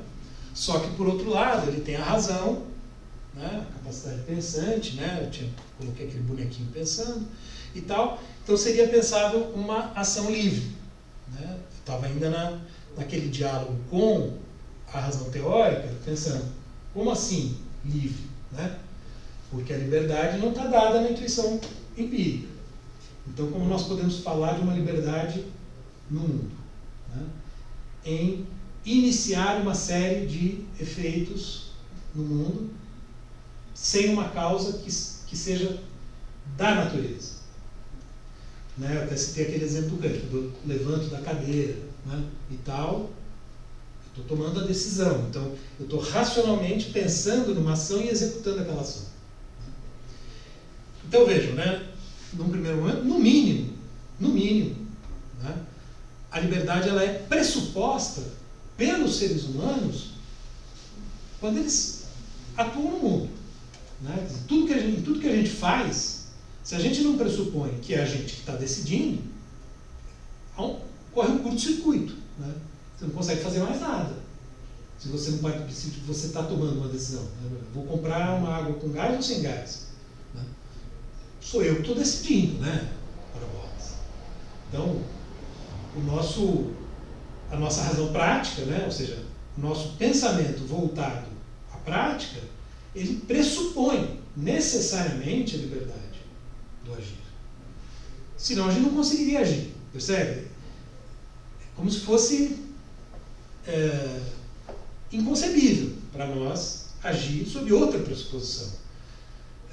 Quer dizer, a explicação causal física, né, dizendo, não, tudo no mundo tem uma causa anterior, etc, inclusive as ações humanas, eu posso até pensar isso. Lá nas antinomias da razão, né, a gente viu Kant colocando as duas posições em conflito. Eu posso pensar no âmbito teórico e ficar em dúvida. Como é que eu explico o agir humano? Se eu explico pela liberdade ou se eu explico sem a liberdade? Mas, na prática, no dia a dia, na hora de agir, eu não consigo agir se eu não fizer a pressuposição da minha liberdade. Esse é o ponto. Né? Eu não vou levantar da cama de manhã para ir trabalhar ou para ir... Eu não vou fazer nada se eu não pressupor a minha liberdade. É isso que ele está dizendo. Mesmo que inconscientemente, implicitamente, eu não preciso estar pensando nisso, evidentemente. Né? Mas no momento que eu chego ali embaixo e peço para o cara me ver uma água com gás, né, a liberdade está pressuposta nessa ação absolutamente simples. Eu não conseguiria agir de outro modo. É um pouco, né, isso que ele tenta caracterizar. Ora, então veja, é como lá no âmbito da ciência, né? Quer dizer, a gente está conectando os fenômenos de uma maneira tal que pressupõe necessidade e universalidade. Quando eu digo que toda mudança tem uma causa, né? Aquele exemplo que a gente viu lá no começo. A gente não consegue pensar os eventos à nossa volta de outra forma, né? Se eu vejo a árvore balançando, né? Aquele exemplo que eu dei, eu não consigo não atribuir ao vento que eu percebo que está soprando. Né? Olha, então, como é que eu fundamento isso daí? Né? Como é que eu situo esse fundamento de necessidade? O mesmo problema se coloca aqui. Né? Então, o Cassirer vai tentar mostrar como há um paralelo nas noções que o Kant vai formulando para dar conta desse fenômeno da moral. Né? Então, assim como lá havia uma espontaneidade do entendimento, aqui vai haver uma espontaneidade da razão. Né? Lá no mesmo âmbito de legalidade a priori, em que estavam os conceitos e princípios puros do entendimento, vai estar o princípio puro da razão prática, que é o imperativo categórico, que também é apresentado na crítica da razão prática como um fato da razão pura, né? Ou seja, como algo que está dado na razão. Na razão, nesse domínio transcendental, né? Que é aquilo que desde o começo eu coloquei. Né? O que é exatamente a gente não sabe, e segundo o Cassirer não dá para saber. Né? O próprio Kant não pode dizer. Mas faz parte da nossa vida no mundo. Né? Então tudo aquilo ali está no âmbito do que a gente chama, né, do que eu vinha chamando, né, o Roberto na última aula lembrou esse conceito, né, de subjetividade objetiva. Ou seja, porque é uma subjetividade que nos perpassa a todos. Ao passo que, assim como as sensações lá no âmbito, né, do empírico, né, dos fenômenos, aqui os desejos vão ter os desejos, os impulsos, as inclinações, né, vão ter uma função similar, ou seja, de subjetividade subjetiva. Né? Cada um tem um desejo diferente, cada um tem um impulso diferente, né? Cada um tem uma tendência diferente, e assim por diante. Né? Cada um tem as suas particularidades. Só que a partir dessas particularidades, a gente jamais conseguiria extrair uma lei moral. Exatamente como não era possível extrair uma lei moral por indução. Uma lei universal da natureza por indução no âmbito teórico. Né? Só de casos iguais a gente chega a uma regra geral, mas não a uma lei absolutamente necessária. Vale o mesmo aqui. O que os britânicos fazem, né, os empiristas britânicos fazem no âmbito da moral, é isso. A mesma coisa que eles fazem no âmbito da experiência do conhecimento teórico. Eles generalizam a partir de fenômenos particulares. Então eles querem tentar formular regras morais a partir dos costumes, das práticas sociais, etc.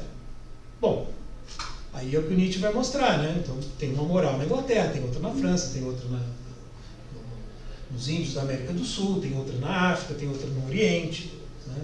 Você tem muitas morais, como vai dizer o Nietzsche. Você não extrai moral, você não extrai lei moral de observar costumes, né? Esse é o ponto. Então esse é o erro dos empiristas, tanto aqui como lá. É confiar apenas no empírico e na indução a partir do empírico.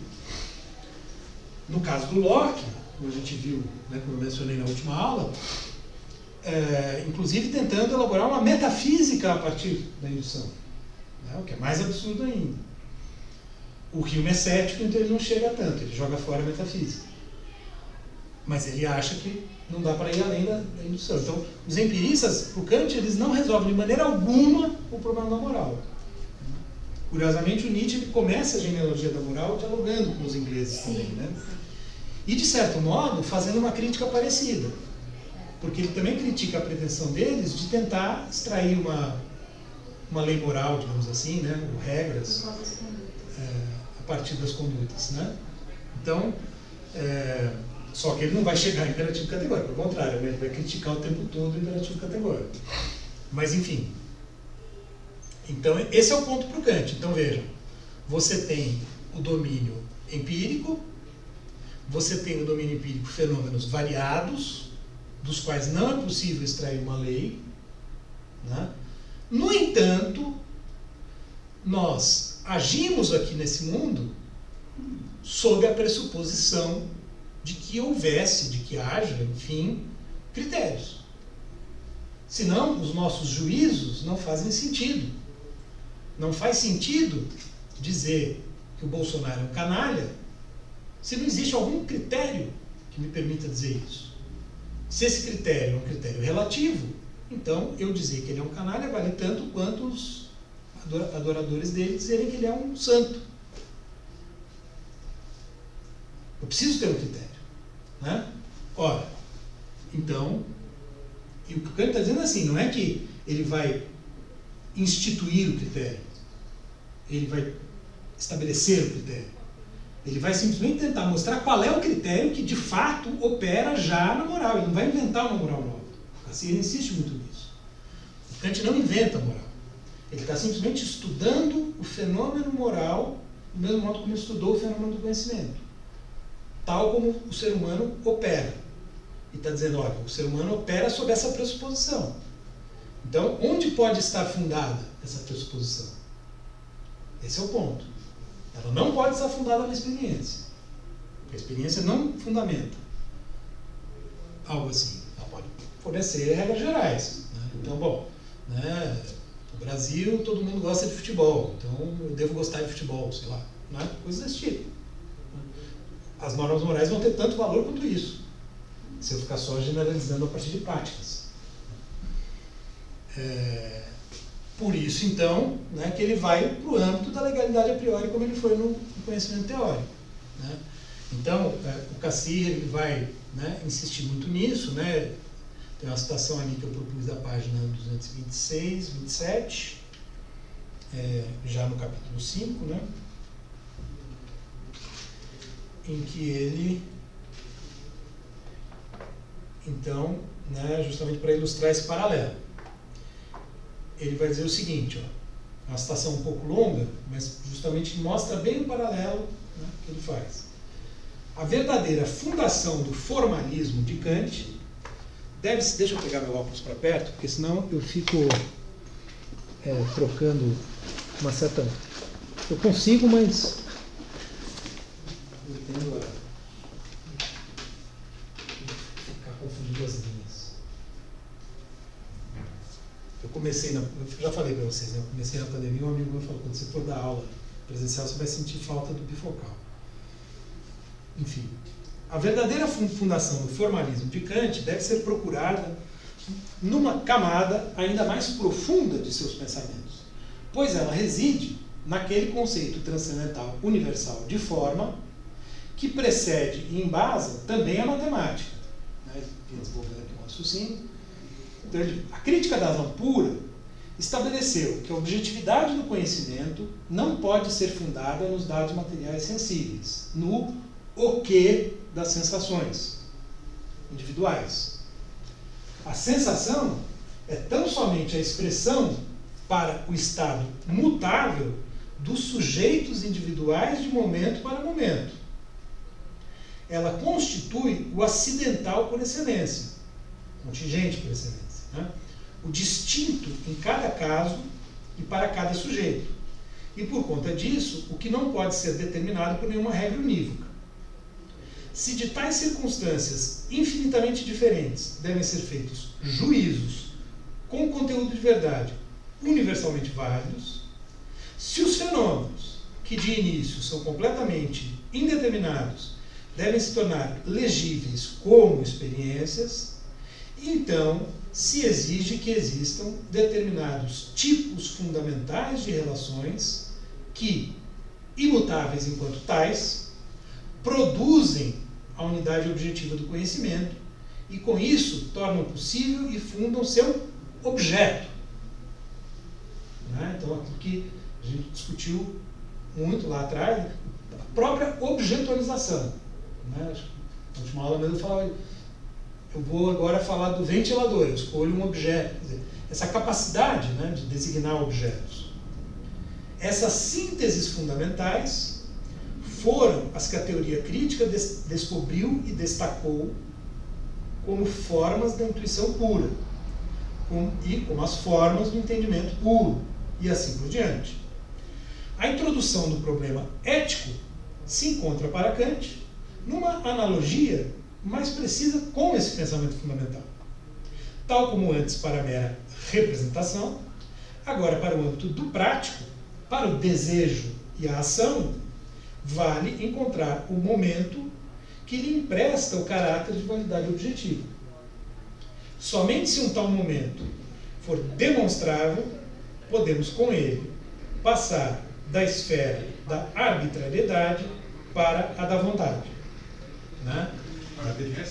Da arbitrariedade individual para a da vontade. É a 226 no publicado e a 231 no PDF. Né? Naqueles numerozinhos, né, que estão no PDF, acho que na margem. Então, arbitrariedade individual para vontade, porque aí o que acontece? Isso é importante. O Kant vai ter uma noção de vontade pura, que se contrapõe sobretudo aos desejos, né? Mas eventualmente ele fala de vontade empírica, quer dizer, então, assim como lá, né, tem o puro e o empírico, né, que também dá para pensar numa vontade pura e numa vontade empírica, mas em geral a contraposição entre vontade e desejo, né? O desejo sendo o subjetivo, não meramente subjetivo, e a vontade sendo o objetivo, mas facilita a gente pensar em vontade pura e vontade empírica, né, porque a própria palavra vontade para nós, né, ela tem um sentido muito subjetivo. Então, né, mas então há uma vontade pura e uma vontade empírica. Então, vontade e conhecimento se equiparam desse ponto de vista. Elas apenas são, eles, né, vontade e conhecimento, na medida em que se determina uma regra duradoura e permanente que constitui sua unidade e identidade. Então vejam de novo, né, aquela questão do ser. Apenas são vontade e conhecimento, na medida em que se determina uma regra que constitui sua unidade e identidade. Quer dizer, então, o que dá ser ao conhecimento e a regra, ao entendimento e à razão, é a regra, é a função, né? Enfim, aquela discussão de fundo, né? Então, assim como essa regra do conhecimento não foi produzida pelo objeto, mas estabelecida pela analítica do entendimento, assim como se mostrou que as condições de possibilidade da experiência como um conjunto completo de determinadas funções do conhecimento, ao mesmo tempo são as condições sob as quais determinados objetos particulares são primeiramente concebíveis para nós, então, assim como tudo isso, do mesmo modo, procuramos agora transpor essa problematização para o domínio do ético. existiria também aqui, ele coloca na forma de pergunta, mas ele vai mostrar que sim, né?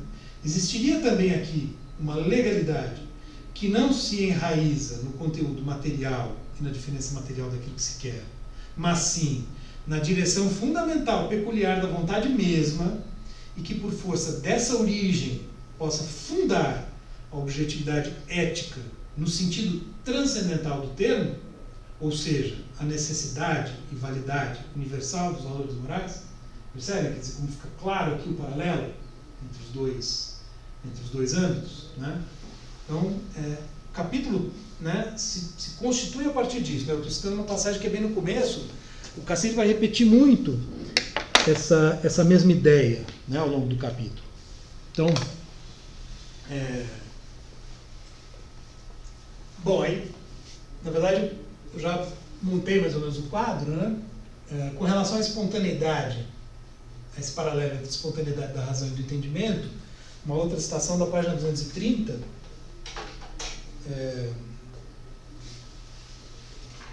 234 para 35 no PDF. Então, deve ser demonstrada uma relação da vontade com o seu objeto, Gegenstand, na qual ela não é determinada tanto pelo objeto, Objekt, pela matéria particular do apetite, como, contrariamente, ela determina o objeto, né? Aqui eles adotaram uma estratégia que é a mesma que eu adotei na crítica da razão pura, né, que eles usaram, de diferenciar as palavras, a mesma palavra alemã para objeto quando ela aparece diferente, né? Mas enfim, não vou entrar nisso aqui, apesar de ter lido os termos em alemão. Então, deve ser demonstrada uma relação da vontade com o seu objeto, em que não é ela que é determinada pelo objeto, né? É ela que determina o objeto, tá? O objeto, no caso, o modo como nós vamos agir, né? Então, por exemplo, ou que a gente vai escolher, né? Então, eu vou determinar se eu quero uma água com gás ou uma água sem gás. É a minha vontade que vai determinar. Claro que eu estou pensando numa vontade em sentido empírico, né? Mas está pressuposto todo um mecanismo de funcionamento para que eu possa fazer isso, assim como no juízo de percepção, né? Como a gente viu há pouco o próprio Cassirer explicando, né? O esquema todo está pressuposto. A vontade pura se expressa pelo imperativo categórico? Ela é uma expressão do imperativo categórico na forma de uma vontade. Ela reflete, né? Ela põe em prática, digamos assim, né, o imperativo categórico. E, no caso, a vontade empírica é a aplicação desse imperativo categórico aos objetos. Assim, a nossa apropriação, no caso. Só que a vontade empírica pode coincidir com a pura ou não. Né? Eu posso ter a vontade de matar alguém. Né? Essa vontade não coincide com a vontade pura. Né? Então, a nossa vontade empírica nunca vai ser, como eu já falei, ela nunca vai ser 100% determinada pela pura, porque nós somos sensibilidade e razão. Então, nós sempre temos as duas causas, os dois pontos de vista. Então, por exemplo, numa ação moral, né? Por exemplo, né, ajudar alguém que está com dificuldade, né? Um exemplo que Kant dá lá na fundamentação. Eu faço isso pelo imperativo categórico, por respeito à lei moral, ou eu faço isso porque eu sinto pena? O sentir pena é do domínio contingente. Então, se eu faço porque eu sinto pena, eu não estou agindo moralmente, ainda que a minha ação coincida com o que a lei moral prescreve, né? Mas, na maioria dos casos, pode ser que as duas coisas estejam presentes em iguais doses ou em doses variáveis. Quer dizer, eu tanto sinto compaixão, como eu acho, o imperativo categórico está, digamos assim, determinando o meu agir. Né? Então, as duas coisas aparecem mescladas, mas o critério está dado ali, no imperativo. Né? O critério não pode ser o sentimento, porque eu sinto, mas o outro não sente. Né? Então, aí entra no domínio da contingência. Então, vontade determina o objeto. Nessa exigência, não pode mais ser encontrado nenhum paradoxo se temos em mente o resultado crítico da analítica do entendimento. Quer dizer, deixaria de haver aqui um paradoxo em pensar a determinação do objeto pela vontade, levando em conta lá, né, de novo, o paralelo. Pois também a matéria da sensação obteve valor de conhecimento objetivo somente na medida em que, na percepção transcendental, na unidade sintética, né, tudo aquilo, foi demonstrada a legalidade fundamental sobre a qual repousa toda a síntese do múltiplo e, com isso, toda a sua significação objetiva. Agora, é necessária apenas a transposição desse resultado da esfera teórica para a esfera prática, para chegar ao conceito fundamental da ética kantiana, o conceito de autonomia. A autonomia significa aquela vinculação tanto da razão teórica quanto da moral, da razão prática, na qual ela, razão, se torna consciente de si mesma como vinculante. Né? Então, vamos dizer, nós, enquanto seres racionais, sabemos que a nossa vontade tem essa capacidade, né? Que isso é uma faculdade, é uma capacidade nossa, determinar o objeto. A vontade não se submete a nenhuma outra regra, além daquela que ela mesma constitui e estabelece como norma universal. Né? Então aqui ele está pensando o tempo todo na vontade pura. Embora, para entender melhor, né, esse mecanismo de autoconsciência, seja, né, a gente tem que pensar as duas. Onde essa forma for alcançada, né, essa forma da norma universal, onde o apetite e o desejo individuais se sabem pertencentes e submetidos a uma lei válida, sem exceção para todos os sujeitos éticos, e onde, por outro lado, entende e assente essa lei como sua própria, somente aí nos situamos no campo dos problemas da ética. A consciência popular moral, de cuja análise parte a fundamentação, conduz a esse discernimento. Né? Então ele está, na verdade, falando exatamente disso aqui, né? Deixa eu mostrar.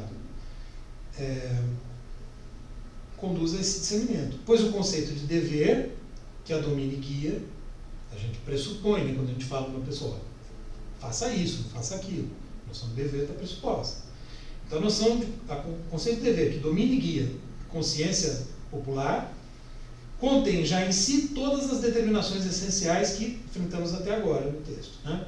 Dizemos que uma ação está conforme o dever somente quando toda ideia de vantagem que se espera dela, todo cômputo de prazer, presente ou futuro, quando toda a previsão material restante estiver eliminada e restar como fundamento determinante somente a direção para a universalidade da lei, que mantém todos os impulsos casuais e particulares sob limite.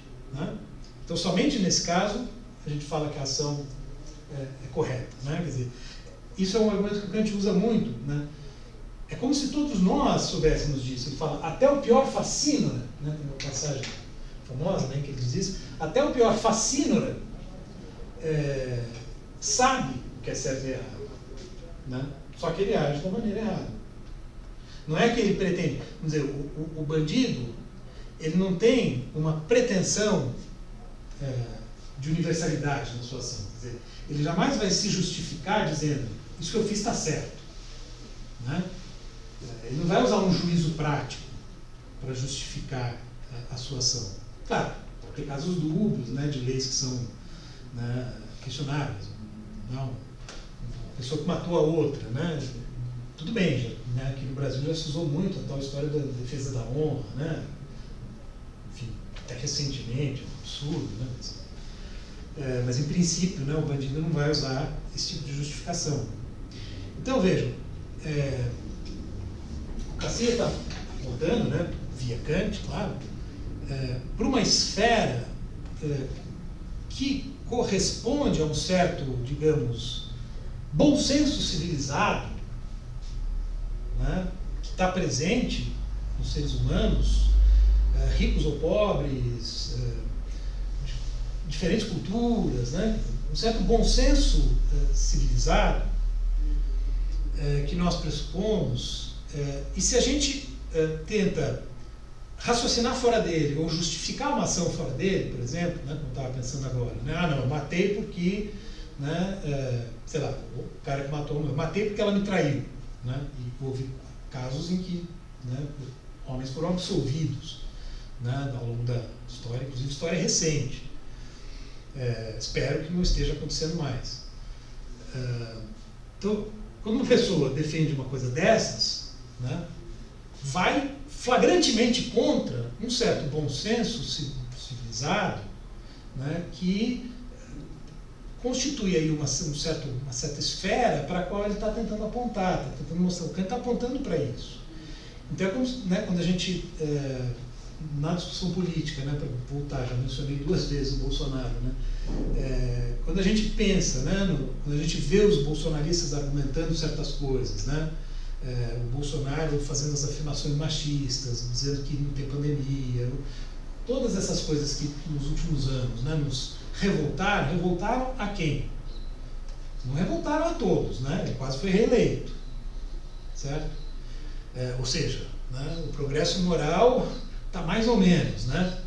Mas talvez a gente pudesse dizer assim, revoltou aqueles que têm esse bom senso civilizado, que não podem suportar afirmações como aquelas, né? E colocam isso como um critério que não pode ser rompido, né? Porque muitas pessoas que votaram no Bolsonaro, talvez em alguma medida façam parte desse bom senso civilizatório, enfim, né? Desse, né, disso que eu estou chamando de bom senso, enfim.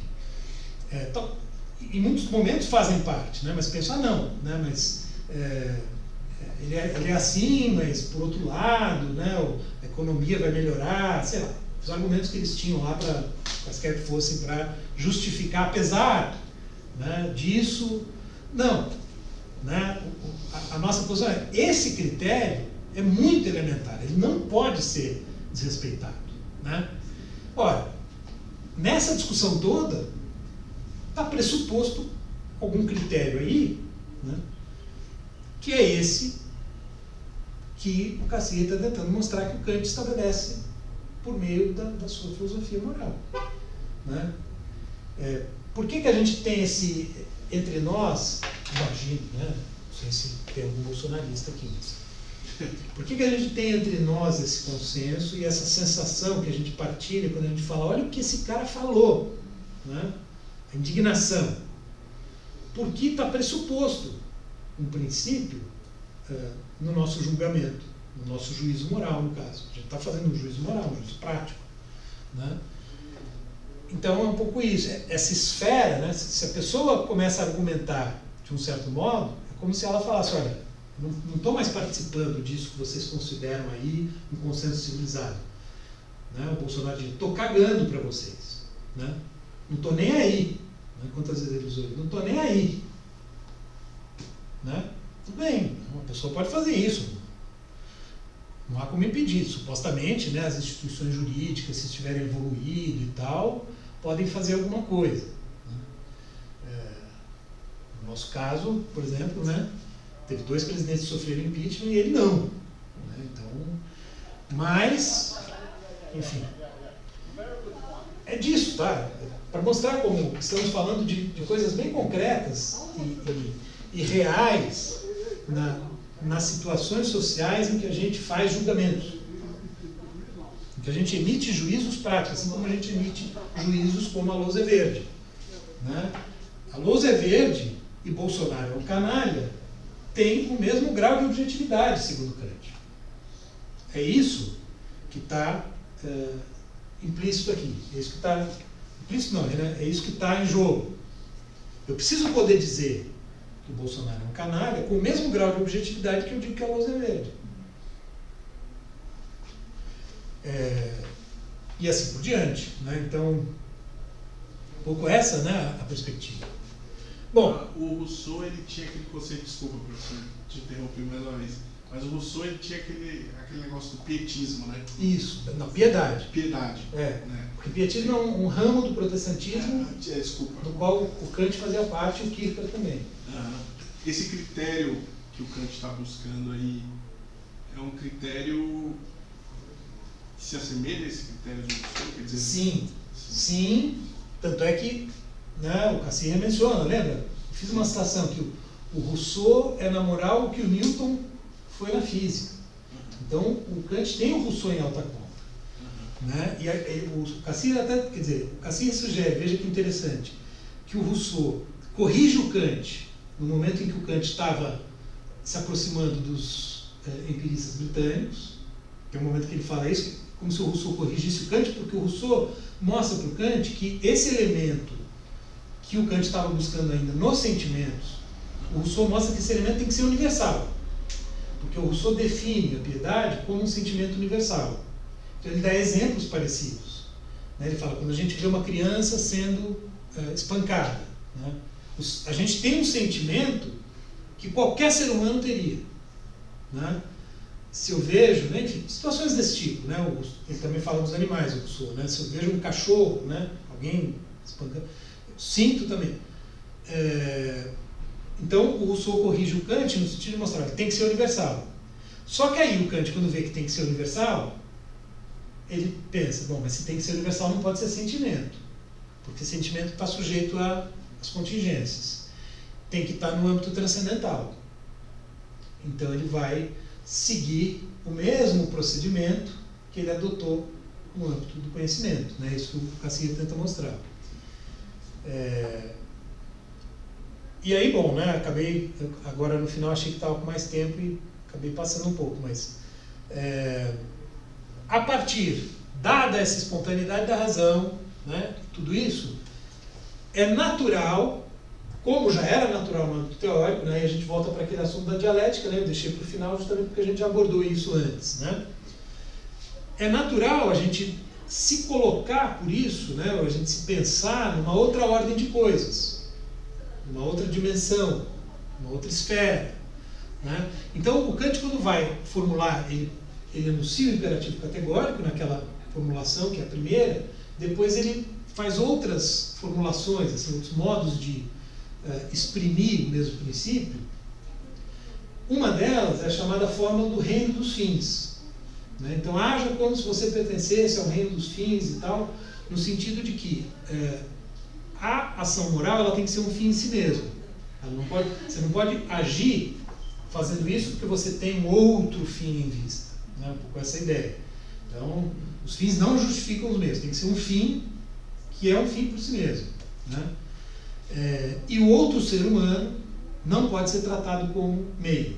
Tem que ser tratado como um fim. Tem a questão da dignidade, né, que aparece aí também.